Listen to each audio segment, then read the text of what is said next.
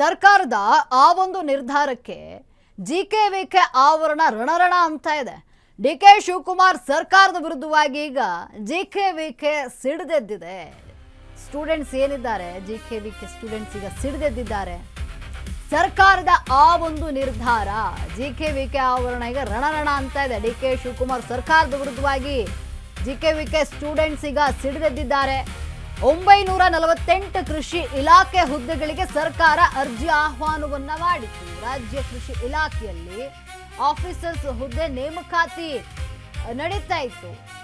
ಅನುದಾನಿತ ಕೃಷಿ ವಿವಿ ವಿದ್ಯಾರ್ಥಿಗಳಿಗೆ ಮಾತ್ರ ಈ ನೇಮಕಾತಿಗೆ ಅರ್ಜಿಗೆ ಆಹ್ವಾನ ಇರುವಂಥದ್ದು. ಆದರೆ ಅರ್ಜಿ ಹಾಕಲು ಎಂಜಿನಿಯರಿಂಗ್ ವಿದ್ಯಾರ್ಥಿಗಳಿಗೂ ಕೂಡ ಅವಕಾಶವನ್ನು ನೀಡಲಾಗಿದೆ. ಇನ್ನು ICAR ಅಕ್ರಿಡೇಷನ್ ಇಲ್ಲದೆ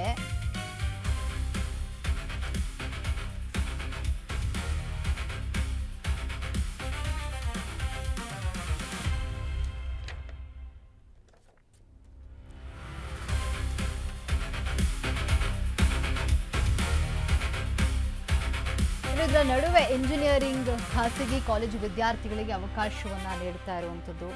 ರಾತ್ರೋರಾತ್ರಿ ರಾಜ್ಯ ಸರ್ಕಾರದಿಂದ ಗೆಜೆಟ್ ತಿದ್ದುಪಡಿಯನ್ನ ಮಾಡಿರುವ ಆರೋಪ ಕೇಳಿಬಂದಿದೆ. ರಾಜ್ಯ ಸರ್ಕಾರದ ಈ ನಿರ್ಧಾರಕ್ಕೆ ರೊಚ್ಚಿಗೆದ್ದಿದ್ದಾರೆ ಜಿಕೆವಿಕೆ ವಿದ್ಯಾರ್ಥಿಗಳು. ನಿರ್ಧಾರವನ್ನ ಹಿಂಪಡೆಯದಿದ್ರೆ ಉಗ್ರ ಹೋರಾಟ ಮಾಡ್ತೀವಿ ಅಂತ ಸ್ಟೂಡೆಂಟ್ಸ್ ಈಗ ವಾರ್ನ್ ಮಾಡಿದ್ದಾರೆ. 4 ದಿನ ಪೂರೈಸಿದೆ ಈಗ ಜಿಕೆವಿಕೆ ವಿದ್ಯಾರ್ಥಿಗಳ ನಿರ್ದಿಷ್ಟಾವಧಿ ಪ್ರೊಟೆಸ್ಟ್. ಇಲ್ಲಿ ನೋಡಿ, ಕೃಷಿ ಇಲಾಖೆಗೆ ಒಂದು ಉದ್ಯೋಗ ಅರ್ಜಿಗೆ ಆಹ್ವಾನವನ್ನು ನೀಡಲಾಗಿತ್ತು. ಇಲ್ಲಿ ಇಂಜಿನಿಯರಿಂಗ್ ವಿದ್ಯಾರ್ಥಿಗಳಿಗೂ ಕೂಡ ಹಾಗಾಗಿ ಈಗ ವಿದ್ಯಾರ್ಥಿಗಳು ಪ್ರೊಟೆಸ್ಟ್ಗೆ ಮುಂದಾಗಿದ್ದಾರೆ. ರಾಜ್ಯ ಸರ್ಕಾರದ ಈ ಒಂದು ಅರ್ಜಿ ಆಹ್ವಾನವನ್ನ ಏನು ಇಂಜಿನಿಯರಿಂಗ್ ವಿದ್ಯಾರ್ಥಿಗಳು ಸಲ್ಲಿಸ್ತಿದ್ದಾರೆ ಇದನ್ನ ಹಿಂಪಡಿಬೇಕು, ಇಲ್ಲಾಂದ್ರೆ ಉಗ್ರ ಹೋರಾಟವನ್ನ ಮಾಡ್ತೀವಿ ಅಂತ ಹೇಳಿ ವಿದ್ಯಾರ್ಥಿಗಳು ಪ್ರತಿಭಟನೆಯನ್ನ ಮಾಡ್ತಿದ್ದಾರೆ.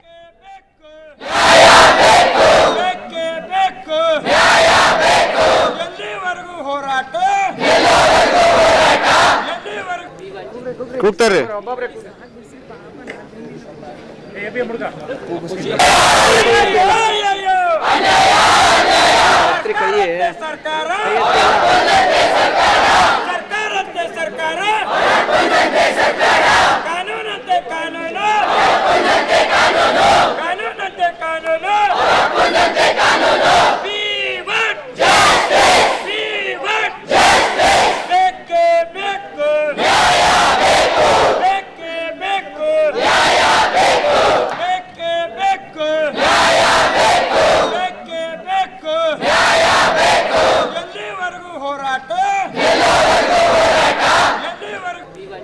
ಕೂಗ್ತಾರೆ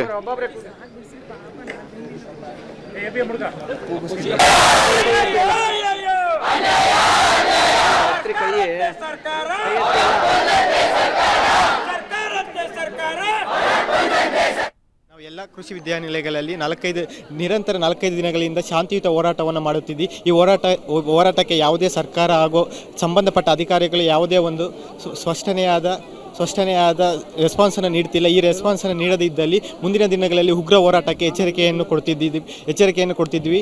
ನಾವು ಹಿಸ್ಟ್ರಿಯಲ್ಲಿ ನೋಡಿದಾಗಲೂ ಸಹ ವಿದ್ಯಾರ್ಥಿಗಳ ಹೋರಾಟಕ್ಕೆ ವಿದ್ಯಾರ್ಥಿಗಳೇನಾದರೂ ಒಂದಾದರೆ ಮತ್ತೆ ದೇಶವೇ ನಡುಗುವಂತಹ ಕಾರ್ಯಕ್ರಮ ಆಗುತ್ತದೆ ಎಂದು ಈ ಮೂಲಕ ಎಲ್ಲ ಸಂಬಂಧಪಟ್ಟ ಅಧಿಕಾರಿಗಳಿಗೆ ಎಚ್ಚರಿಕೆಯನ್ನು ಹಾಗೂ ಮುನ್ನೆಚ್ಚರಿಕೆಯನ್ನು ನೀಡುತ್ತಿದ್ದೇವೆ.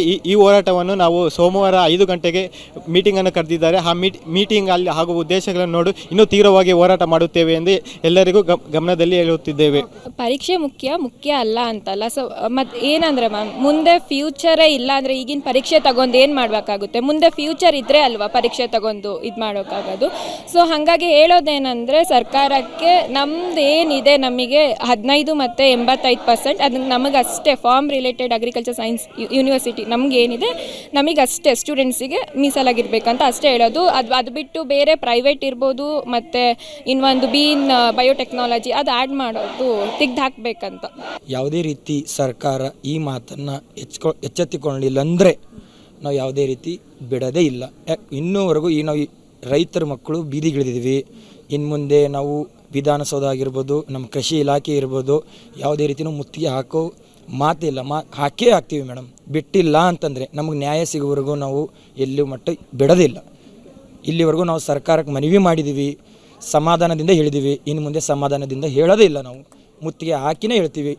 ಯೂನಿಟಿ ನಾವು ಏನಂತ ತೋರಿಸ್ತೀವಿ, ವಿದ್ಯಾರ್ಥಿ ಶಕ್ತಿ ಏನಂತ ಇನ್ನು ಮುಂದೆ ವಿಚಿತ್ರವಾಗಿ ತೋರಿಸ್ತಾ ಇರ್ತೀವಿ. ಇನ್ನು ಮುಂದೆ ಸಮಾಧಾನವಾಗಿ ತೋರಿಸಿದ್ವಿ, ಇವಾಗ ಸಮಾಧಾನ ಇಲ್ಲ ಮ್ಯಾಮ್. ಯಾಕಂದರೆ ವಿದ್ಯಾರ್ಥಿಗಳಿಗೆ ಉಗ್ರ ಹೋರಾಟಕ್ಕೆ ಇಳಿದಿದ್ದಾರೆ. ನ್ಯಾಯ ಸಿಗೋವರೆಗೂ ನಾವು ಬಿಡೋದಿಲ್ಲ ಮ್ಯಾಮ್.